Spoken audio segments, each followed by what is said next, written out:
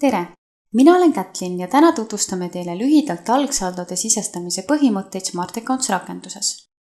Käesolev juhend on oluline vaid juhul, kui teil eelnevast perioodist juba eksisteerivad raamatupidamislikud tehingud või kui teil on kasutusel olnud mõni teine majandustarkvara. Algsaldode sisestamiseks valime rakenduse menüüst pearaamat, pearaamatu kanded, lisa uus. Lühidalt sisestatakse algsaldod SmartAccounts rakenduses ühe käsitsi pearaamatu kandega. Kandesse tuleb märkida kõikide nullist erineva saldoga kontode saldod. Algsaldod tuleb sisestada süsteemi seisuga 1 päev enne SmartAccountsi kasutuselevõttu. Ehk kui te soovite SmartAccountsi kasutusele võtta alates 1. jaanuarist, tuleb algsaldode kanne sisestada seisuga 31. detsember.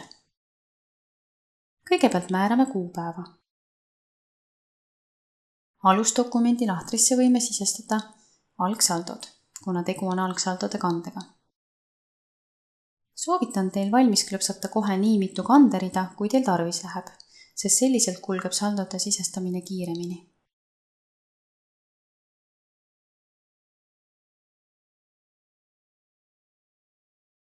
Aruandeperioodi kasumikahjumi sisestamisel tuleb tähele panna seda, et jooksva perioodi kasumikahjumi kontole süsteemkannet sisestada ei luba, kuna SmartAccountsi süsteem eristab eelmiste perioodide ja jooksva perioodi kasumit kahjumit automaatselt.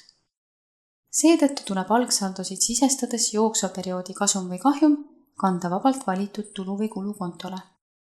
Meie näites oli tegu kasumiga, seega sisestame selle tulukontole. Näeme, et kanne on kenasti tasakaalus, täidame ära kindlasti ka kirjelduse lahtrid, sest ilma kirjelduseta süsteem kannet sisestada ei luba. Soovi korral saame sisestada kandele juurde ka dokumente. Siseinfo lahtrisse võite sisestada teile vajalikku informatsiooni ja salvestame kande.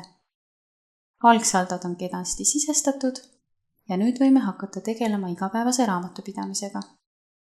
Soovime teile edukat algsaldode sisestamist ja järgmiste videoteni!